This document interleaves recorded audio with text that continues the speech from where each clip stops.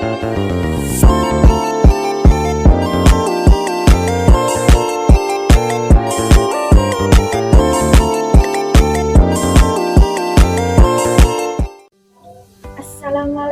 warahmatullahi wabarakatuh. Perkenalkan, nama saya Rizky Aisyah Marsala dari Lokal 2A. Di sini saya akan menjelaskan mata kuliah Ulumul Hadis yang berjudul Ilmu Al-Jarh wa Ta'dil. Jadi, yang pertama, pengertian ilmu Al-Jarh wa Ta'dil. Pengertian Al-Jarh wa Ta'dil yang merupakan salah satu disiplin ilmu dalam kritik hadis untuk mengevaluasi dan menilai kesahihan suatu hadis. Al-Jarh berarti mencela atau mengkritik perawi hadis yang dianggap cacat atau bermasalah. Sedangkan ta'dil berarti menetapkan atau memuji perawi yang dianggap adil dan dapat dipercaya. Serta penjelasan dari ulama tentang pentingnya melakukan al-jarh wa ta'dil dalam meneliti dan menerima hadis Nabi.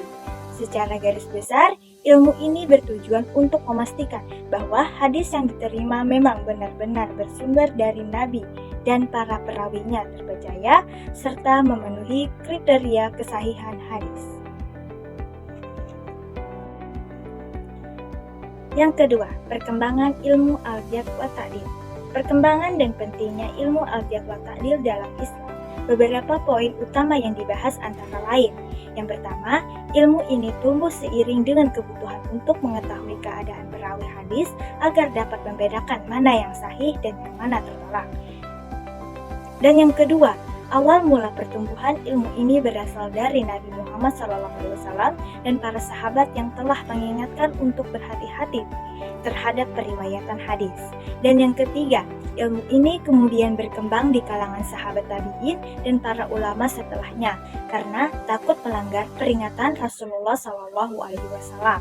Dan yang keempat, disebutkan dalil dari hadis Nabi SAW yang memerintahkan untuk berwaspada terhadap perawi hadis yang tidak terpercaya. Dan yang kelima, dikutip perkataan ulama seperti Yahya bin Sa'id Abu Ishaq Al-Fazari yang menekankan pentingnya meneliti keadaan dan kredibilitas perawi hadis. Dan yang keenam, disamakan dengan kewajiban meneliti keadaan agama, meneliti keadaan perawi, dan kesahihan hadis juga wajib dilakukan agar tidak menyebabkan kedustaan terhadap Rasulullah SAW.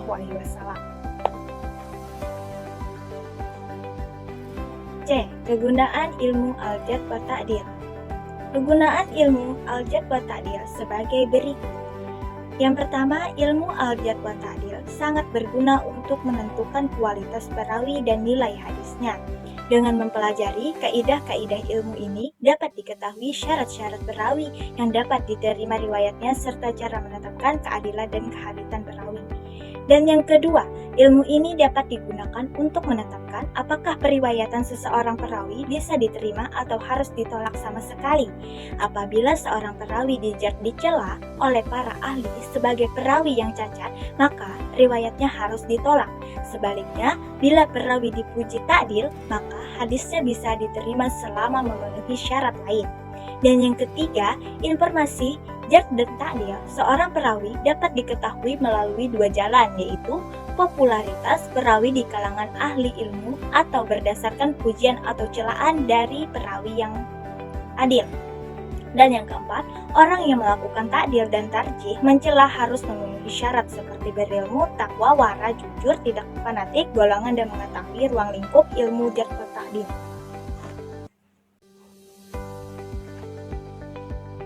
D. Sebab-sebab perawi dikenankan ilmu al-jarh wa ta'dil. Sebab utama yang menjadikan seorang perawi dikenankan jarh, celaan, dan ta'dil. Pujian menurut Ibnu Hajar Al-Asqalani yaitu bid'ah, yaitu melakukan tindakan tercela di luar ketentuan syariat. Orang yang disifati bid'ah ada kalanya dianggap kafir seperti Rafi'ah atau fasik, berlawanan dengan dasar syariat. Yang kedua, mukhalafah, yaitu menyalahi riwayat orang yang lebih tersikat terpercaya. Mukhalafah ini dapat menyebabkan hadisnya syadz atau munkar. Dan yang ketiga, galat, yaitu banyak melakukan kekeliruan dalam meriwayatkan hadis. Dan yang keempat, jahalah al-hal, yaitu tidak dikenai identitasnya sehingga hadisnya tidak dapat diterima. Dan yang kelima, dakwah al-inqithah, yaitu diduga keras bahwa sanadnya terputus seperti mendakwa, mentadliskan, atau mengirsalkan hadis.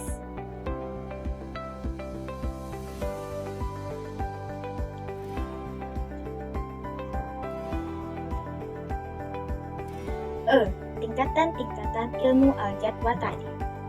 Tingkatan-tingkatan al-jarh wa ta'dil dalam tradisi Islam ada 6 tingkatan yang dijelaskan. Tingkatan pertama yaitu berkaitan dengan penggunaan bentuk superlatif dalam pentakdilan atau menggunakan pengungkapan-ungkapan seperti puncak presisi dalam periwayatan atau yang paling tepat periwayatan dan ucapannya. Tingkatan yang kedua, dengan menyebutkan sifat-sifat yang menguatkan keadilannya, ketepatan periwayatannya, baik dengan lafaz, makmun, atau titskah dan hafiz. Tingkatan yang ketiga, yang menunjukkan adanya pensikahan tanpa adanya penguatan atas hal itu seperti titskah tersebut atau hafiz. Tingkatan yang keempat, yang menunjukkan adanya keadilan dan kepercayaan tanpa adanya isyarat akan kekuatan hafalan dan ketelitian.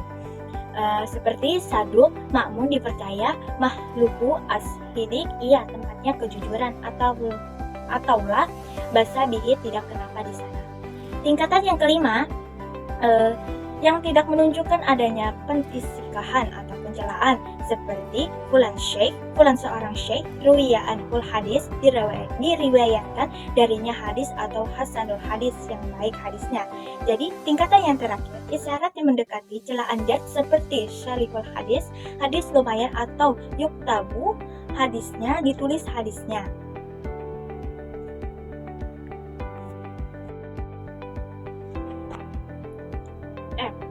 Tingkatan ilmu al-jarh wa ta'dil.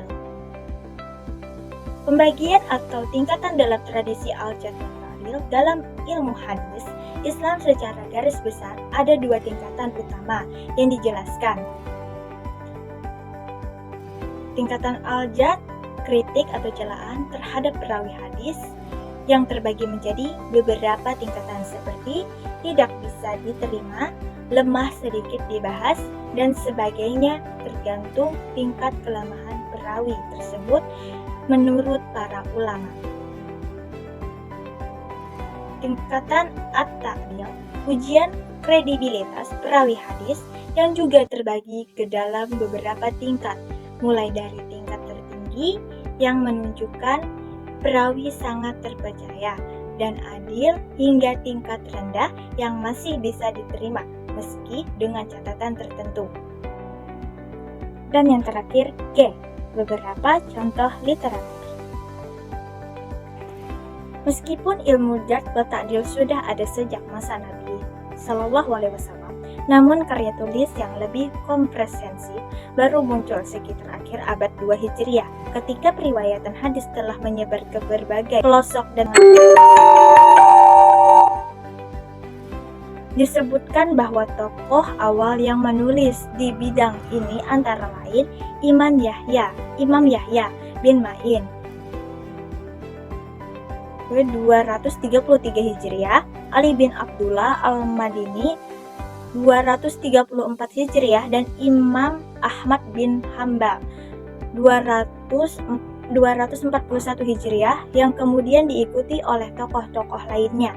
Khusus untuk Az-Zaid al-Khatib disebutkan bahwa dia tidak memberikan informasi lebih jelas mengenai buku yang ditulisnya, namun diperkirakan hingga abad ke-8 Hijriah sudah ada sekitar 40 karya membahas jarh wa ta'dil dengan membahas yang beragam. Para ulama yang menulis karya jarh wa ta'dil perjalanan cara dan metode yang beragam, seperti membahas para perawi yang lemah ataupun dusta, memuat riwayat-riwayat maudhu, membahas perawi isqat saja atau sekaligus perawi daib, serta metode abjadiyah berdasarkan huruf awal nama perawi. Terima kasih. Assalamualaikum warahmatullahi wabarakatuh.